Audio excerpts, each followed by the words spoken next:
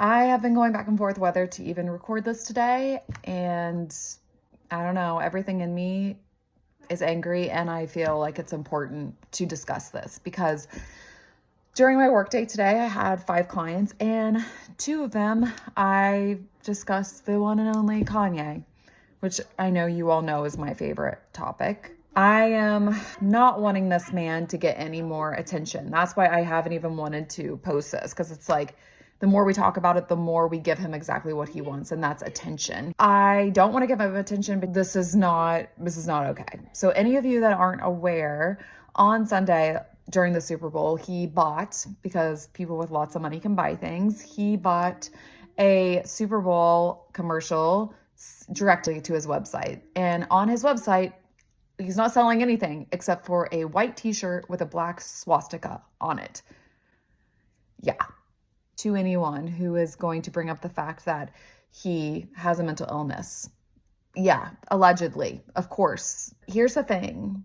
Mental health issues do not excuse hate speech. It does not give someone a free pass to be anti-Semitic. It does not make it okay to glorify symbols of genocide or to profit off of extremism.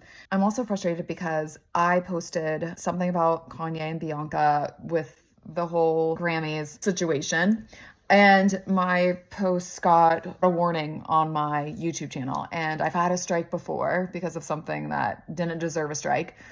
And it's like, people can go out there and have channels and talk about whatever, but yet like a positive channel where I'm dissecting the real things that are going on in society, whether it's coercive control, whatever it is. And somebody was saying like, why are you going after Kanye? He's the least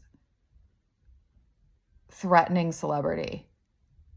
And I was like, what? You think he's the most harmless because of having a mental illness? What? That makes no sense to me at all. Like, oh, he's sick, he doesn't know what he's doing. That is not how this works. Sorry. And it's disrespectful to people who deal with their own mental illnesses, because you're basically saying like, oh, if you're manic, then you can be a Nazi. What? Being depressed doesn't suddenly make you endorse genocide. Mental illness can contribute to impulsivity or paranoia or grandiosity, but it does not create hatred out of nowhere. So when Kanye and his entire team of enablers pushes something like this, our knee-jerk can't just go straight to blaming it on mental health. Like, that doesn't excuse it. It's a choice, it's a pattern, and it's a pattern that has real world consequences. About beyond Kanye, let's talk about the Super Bowl. The fact that he was able to pay for an ad during the Super Bowl promoting his merchandise is wild to me. The NFL is one of the biggest cultural institutions in America, and they are known for regulating things and having a say in condemning things. Let's not forget about how badly Janet Jackson was condemned for what she was wearing. But no, a guy pushing Nazi symbolism, that'll pass. That's no big deal. That makes it through. Okay. The message here is that as long as you have money, there are no real consequences. That's the bigger problem. It isn't just about yay.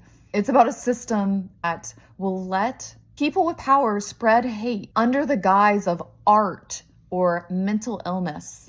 I work with people who have bipolar disorder. I have friends that have bipolar disorder. I work with people who deal with depression and anxiety. I deal with that myself. People who battle intrusive thoughts and delusions and dysregulated nervous systems. And guess what? They're not out here making hate propaganda. Do they make mistakes? Yeah, we all make mistakes. Do they need support and boundaries? Yes, of course. But the overwhelming majority of people with mental illness are not dangerous. They are not hateful. In fact, they are far more likely to be victims of violence than the perpetrators that do it. So when we discuss this about Kanye, we need to separate the conversation. Yes, he can have alleged mental illness. And yes, mental health needs require treatment. And the people in his life should be pushing him for treatment instead of letting him spiral in front of millions and contribute to the rise and hate crimes potentially. Yeah, he needs help, but at the same time, he also needs accountability. Being unwell is not an excuse to harm people. And at the end of the day, this is more than just one man. It's about a culture that makes excuses for bad behavior when it comes to money and power. It's about platforms that will take a stand against some forms of hate, but look the other way when it's profitable. And it's about us, what we choose to normalize, what we choose to condemn, and how we talk about mental health in a way that's accurate, not just convenient. So if you've made it this far, please let me know your thoughts. What do you think should be done? I mean, why aren't more people outraged that this was able to even happen? That's my clients that are hurt by this. That's what they want to understand. Like, why aren't you all upset? I don't know. I'm so sick of getting in trouble on a platform like YouTube that is for freedom of speech and then getting a warning for talking about something that's so blatantly wrong, like what Bianca and Kanye did at the Grammys. None of this will ever make sense. It's not fair. It's not right, but it doesn't mean that I'm going to be quiet about it. So